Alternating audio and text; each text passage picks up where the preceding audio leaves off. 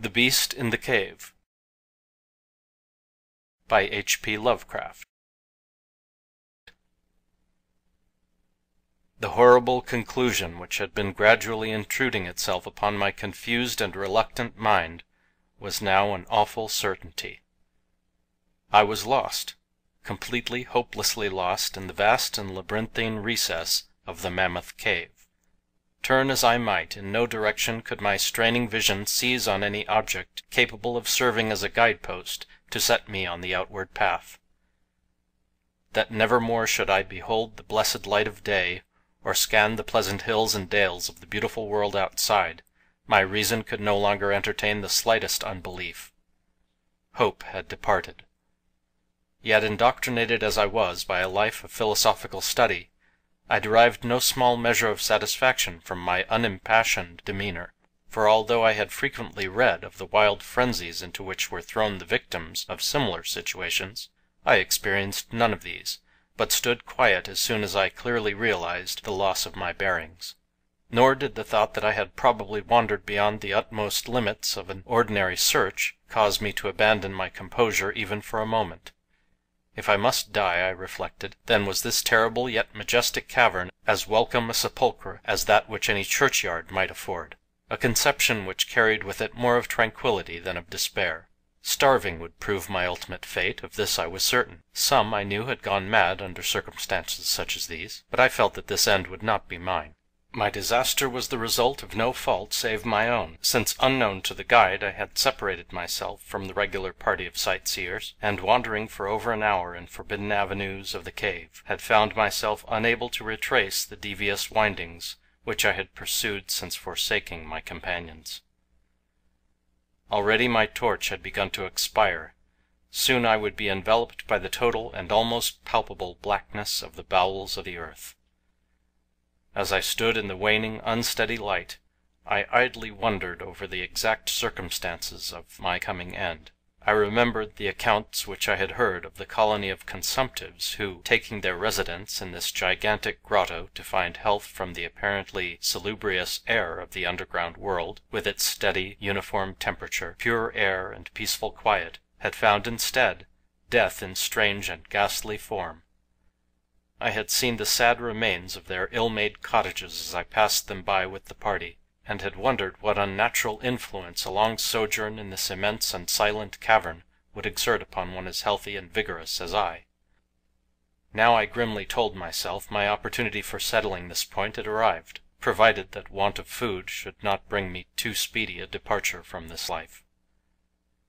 As the last fitful rays of my torch faded into obscurity, I resolved to leave no stone unturned, no possible means of escape neglected. So summoning all the powers possessed by my lungs, I set up a series of loud shoutings, in the vain hope of attracting the attention of the guide by my clamor. Yet as I called, I believed in my heart that my cries were to no purpose, and that my voice, magnified and reflected by the numberless ramparts of the black maze about me, fell upon no ears save my own. All at once, however, my attention was fixed with a start as I fancied that I heard the sound of soft approaching steps on the rocky floor of the cavern. Was my deliverance about to be accomplished so soon? Had, then, all my horrible apprehensions been for naught? And was the guide, having marked my unwarranted absence from the party, following my course and seeking me out in this limestone labyrinth?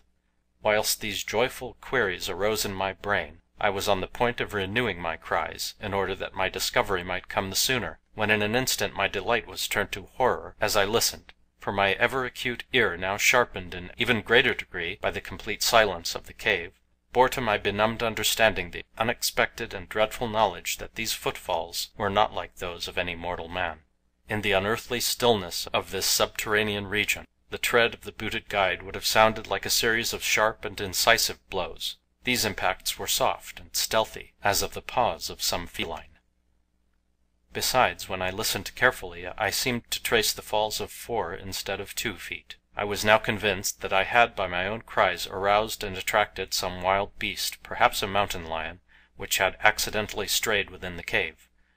Perhaps, I considered, the Almighty had chosen for me a swifter and more merciful death than that of hunger.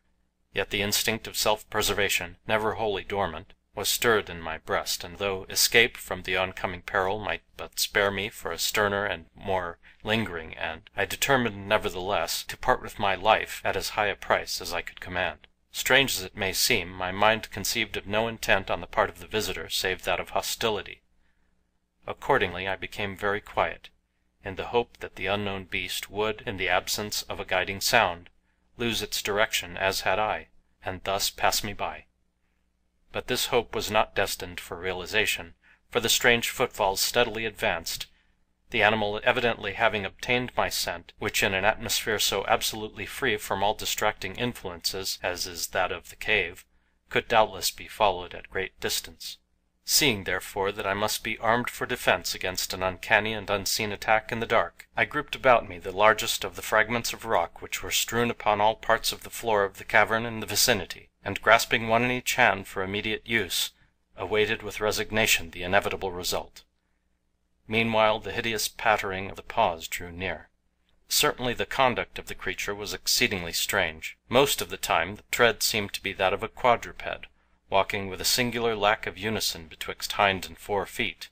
Yet at brief and infrequent intervals I fancied that but 2 feet were engaged in the process of locomotion. I wondered what species of animal was to confront me. It must, I thought, be some unfortunate beast who had paid for its curiosity to investigate one of the entrances of the fearful grotto, with a lifelong confinement in its interminable recesses. It doubtless obtained as food the eyeless fish, bats and rats of the cave, as well as some of the ordinary fish that are wafted in at every freshet of Green River, which communicates in some occult manner with the waters of the cave. I occupied my terrible vigil with grotesque conjectures of what alteration cave life might have wrought in the physical structure of the beast, remembering the awful appearances ascribed by local tradition to the consumptives who had died after long residence in the cave. Then I remembered with a start that, even should I succeed in felling my antagonist, I should never behold its form, as my torch had long since been extinct, and I was entirely unprovided with matches. The tension on my brain now became frightful. My disordered fancy conjured up hideous and fearsome shapes from the sinister darkness that surrounded me, and that actually seemed to press upon my body. Nearer, nearer the dreadful footfalls approached. It seemed that I must give vent to a piercing scream, yet had I been sufficiently irresolute to attempt such a thing my voice could scarce have responded. I was petrified, rooted to the spot. I doubted if my right arm would allow me to hurl its missile at the oncoming thing when the crucial moment should arrive. Now the steady pat-pat of the steps was close at hand, now very close. I could hear the labored breathing of the animal, and terror-struck as I was, I realized that it must have come from a considerable distance, and was correspondingly fatigued. Suddenly the spell broke. My right hand, guided by my ever-trustworthy sense of hearing, threw with full force the sharp-angled bit of limestone which it contained, toward that point in the darkness from which emanated the breathing and pattering, and wonderful to relate, it nearly reached its goal, for I heard the thing jump, landing at a distance away, where it seemed to pause. Having readjusted my aim, I discharged my second missile, this time most effectively, for with a flood of joy I listened as the creature fell in what sounded like a complete collapse, and evidently remained prone and unmoving. Almost overpowered by the great relief which rushed over me, I reeled back against the wall. The breathing continued in heavy gasping inhalations and expirations, whence I realized that I had no more than wounded the creature. And now all desire to examine the thing ceased. At last something allied to groundless, superstitious fear had entered my brain, and I did not approach the body, nor did I continue to cast stones at it in order to complete the extinction of its life. Instead, I ran at full speed in what was, as nearly as I could estimate in my frenzied condition, the direction from which I had come. Suddenly I heard a sound, or rather a regular succession of sounds. In another instant they had resolved themselves into a series of sharp metallic clicks. This time there was no doubt. It was the guide. And then I shouted, yelled, screamed, even shrieked with joy as I beheld in the vaulted arches above the faint and glimmering effulgence which I knew to be the reflected light of an approaching torch. I ran to meet the flare, and before I could completely understand what had occurred, was lying upon the ground at the feet of the guide, embracing his boots and gibbering despite my boasted reserve in a most meaningless and idiotic manner, pouring out my terrible story and at the same time overwhelming my auditor with protestations of gratitude. At length I awoke to something like my normal consciousness. The guide had noted my absence upon the arrival of the party at the entrance of the cave, and had, from his own intuitive sense of direction, proceeded to make a thorough canvass of by passages just ahead of where he had last spoken to me, locating my whereabouts after a quest of about 4 hours. By the time he had related this to me, I, emboldened by his torch and his company, began to reflect upon the strange beast which I had wounded but a short distance back in the darkness, and suggested that we ascertain by the flashlight's aid what manner of creature was my victim. Accordingly I retraced my steps, this time with a courage born of companionship, to the scene of my terrible experience. Soon we descried a white object upon the floor, an object whiter even than the gleaming limestone itself. Cautiously advancing, we gave vent to a simultaneous ejaculation of wonderment, for of all the unnatural monsters either of us had in our lifetimes beheld, this was in surpassing degree the strangest.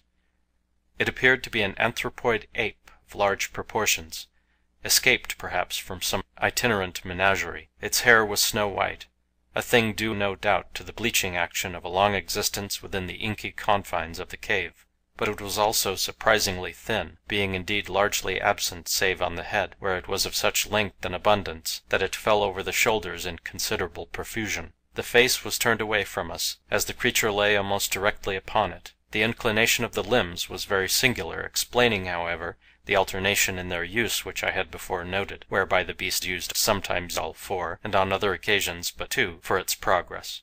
From the tips of the fingers or toes, long rat-like claws extended. The hands or feet were not prehensile, a fact that I ascribed to that long residence in the cave, which, as I before mentioned, seemed evident from the all-pervading and almost unearthly whiteness so characteristic of the whole anatomy. No tail seemed to be present.